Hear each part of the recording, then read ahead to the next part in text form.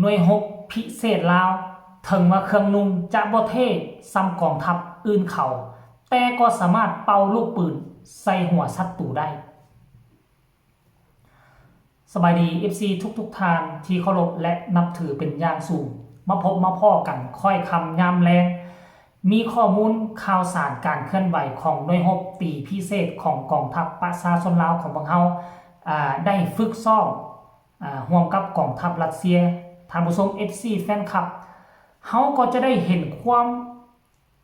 ชาญฉลาดหรือว่าความกล้าหาญความมีไหวพริบความเข้มแข็งของกองทัพหรือว่าหน่วยตีพิเศษของกองทัพประชาชนลาวการฝึกซ้อมครั้งนี้ก็คือมุ่งเป้าไปที่ตึกอาคารหรือว่าเข้าไปทะลุทะลวงไปซิ่งโตประกันเขาก็จะได้เห็นรูปแบบสมัยก่อนนี่เขาก็จะไม่ได้เห็นการฝึกซ้อมแบบนี้เพราะแต่อย่างใดถามว่ามีบ่เคยมีการฝึกซ้อมแบบนี้บ่เคยมีแต่บ่เคยเห็นมีการถ่ายคลิปถ่ายวิดีโอเผยแพร่มาให้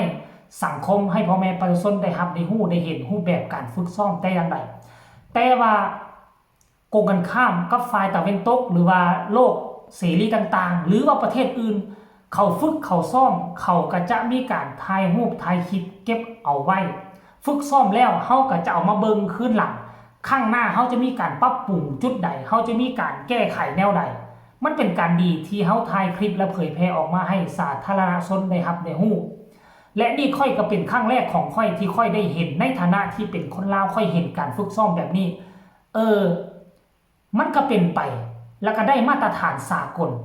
ถามว่าองค์อาจกล้าหาญเก่งกล้าสามารถบอกกับเก่งกล้าสามารถแต่ว่าสุดไซของพวกเขากับค่อนข้างว่าจะบ่คือชาติอื่นของเขาชาติที่มีเงินมีคำเขาก็จะเอากล้องติดใส่หัวมีสุดของเขาก็จะเท่จะงามจะคักกว่าสุดบ้านเฮาแต่ว่ากองตีพิเศษบ้านเฮานี่จะแตกต่างจากชาติอื่นอยู่บอนว่าเฮาจะนุ่งถือให้มันง่ายที่สุดคล่องแคล่วที่สุดบ่ต้องใส่แบบเทคโนโลยีใส่แบบเครื่องมือแบบพื้นฐานนี่แหละเพื่อหยังคันถ้ากรณีว่าเฮาใส่เครื่องทันสมัยอาวุธที่ทันสมัยบัดเวลาไปเด้แบตเตอรี่มันหมดเด้ไปอยู่กลางดงอยู่กลางป่าเด้เฮาจะเอาตัวรอดได้เด้อใดเพราะฉะนั้นบ้านเฮาก็เลยว่าให้มันอยู่กับธรรมชาติหลายที่สุดให้นำใส่ให้มันได้ดีที่สุดมันจึงก่อให้เกิดเห็นรูปแบบการนุ่งถือของหน่วยรบตีพิเศษของลาวเฮาครั้งนี้รายละเอียดให้ทุกคนไปเบิ่งคลิปนี้สากล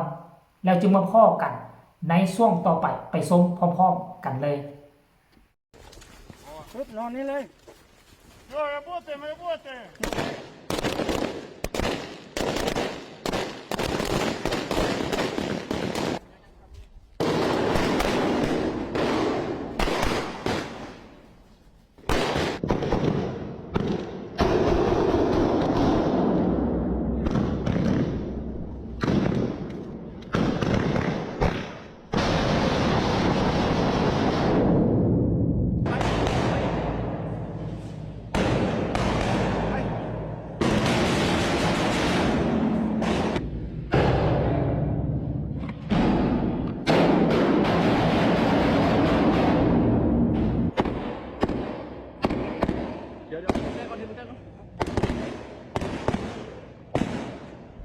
ผม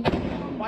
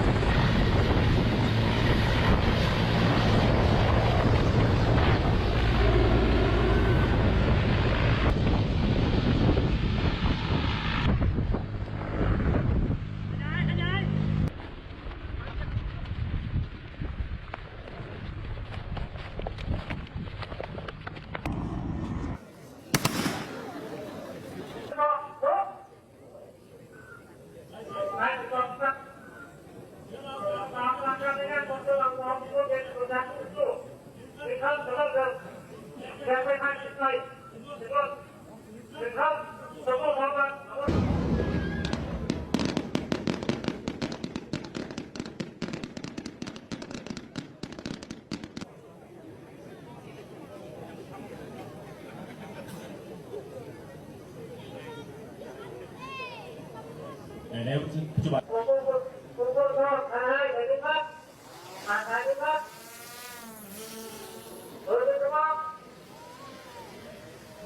เห็นบอกทุกคนวิดีโอที่ทุกท่านได้ชมไปแล้วนั่นเสียงปืนแตกกระจุยกระจายถึงแม้นว่าสุดที่ใส่บ่เท่บ่งามซ้ำซากอื่นเขาแต่ยอมรับว่าก็สามารถเป่าลูกกระสุนหรือว่าลูกปืนใส่หัวผู้ก่อการร้ายได้ยาสุคิดมาแย่มกับกองทัพประชาชนลาวน้อยแต่มากไปด้วยความสามารถน้อยแต่ว่ามีกำลังวังชาชาติอื่นเฮ็ดได้กองทัพประชาชนลาวเฮากะเฮ็ดได้น้อยมักเพชรขี้หนู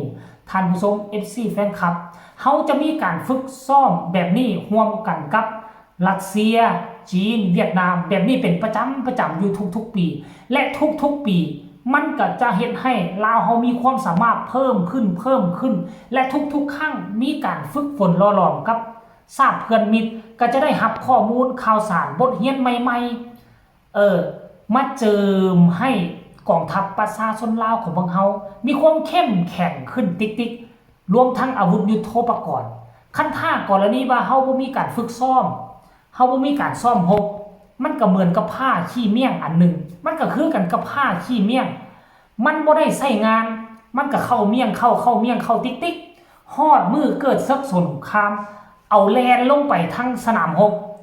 มันก็ซักบ่ออกจากฟักสันตัวบัดนี้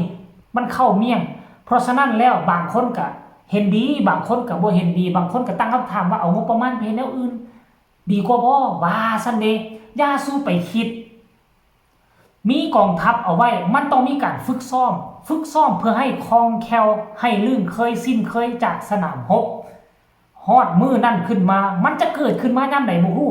ดังที่มันเกิดขึ้นอยู่ทั้งบ่อแก้วไผจะไปคิดว่าบ้านเฮา20-30 ปีมันก็มิดเงียบไปแล้วอยู่ตุ้มตามมาโจมตีค่ายทหารบ้านเฮาเห็นบ่ล่ะเฮามีบทเรียนแล้วเพราะฉะนั้นเฮาอย่าสู้นิ่งดูได้มีอาวุธจงเอาออกมาคัดมาสี